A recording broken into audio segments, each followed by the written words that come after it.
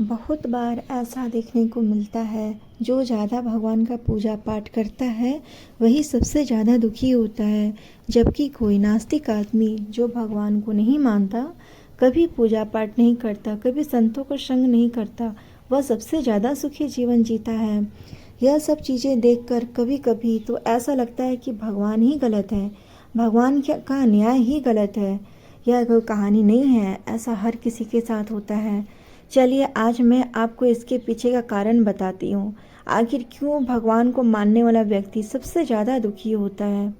एक गुरु के दो चेले थे, दोनों ही पढ़े लिखे विद्वान थे। दोनों में फ़र्क इतना था कि एक भगवान को मानने वाला था, दूसरा भगवान को न मानने वाला नास्तिक था।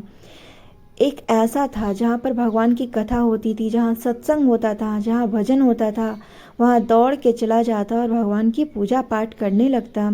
दूसरा शिष्य इन सब चीज़ों से काफ़ी दूर था। वह शराब पान भी करता था, वेश्याओं के साथ गमन करता था, सारी बुरी आदतों का शिकार था।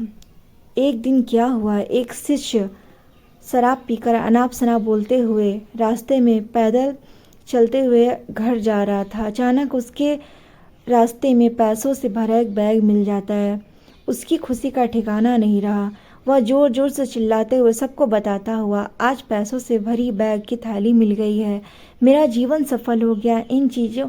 इन पैसों से अपने जीवन की आवश्यकताओं की पूर्ति करूँगा। वहीं दूसरा मित्र मंदिर से भजन करते हुए अपने घर को जा रहा था। अचानक उसके पैर में एक बड़ी कील चुभ जाती है, रक्त निकलने लगता है।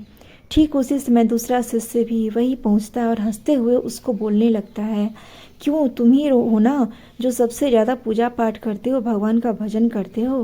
क्या दिया तुम्हारे भगवान ने तुम्हें?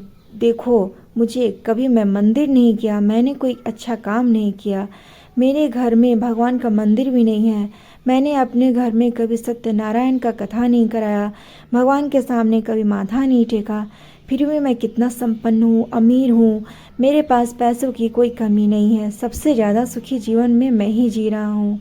अच्छे शिष्य को उसकी बात चुभने लगी। उसने मन ही मन विचार किया, हाँ यह तो सत्य बोल रहा है, मैं कितना पूजा करता हूँ, मैं कितना भगवान को याद करता हूँ, फिर भी मैं इतना दुखी हूँ, और वह कुछ नहीं करता फिर भी कितना सुखी है।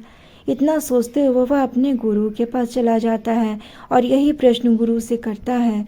गुरु जी मुस्कुराते हुए बोले, भगवान जो करते हैं अच्छे के लिए ही करते हैं, जिसकी जैसी योग्यता होती है उसको उसी के अनुसार फल देते हैं। अब तुम्हारे प्रश्नों का उत्तर तुम जानते हो, भगवान ने तुम्हारे पैर में कील क्यों चुभाई और उसके पैसों से भरी हुई बैग क्यों मिली। सुनो, तुमने पिछले जन्म में बहुत पाप किया था, इसलिए तुम्हारी आज मौत होने वाली थी। तुम बच गए क्योंकि तुम मंदिर गए थे, तुमने भगवान की पूजा की थी। यही एक कारण है कि तुम्हारी मौत ना होकर सिर्फ तुम्हें कील चुभी।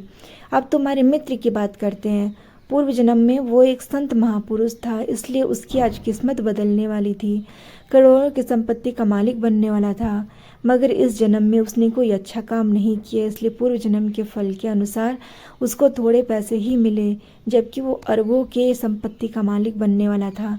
भगवान को दोष देना छोड़ो, अपने वर्तमान के समय का सदुपयोग करो, भविष्य अपने आप सुधर जाएगा।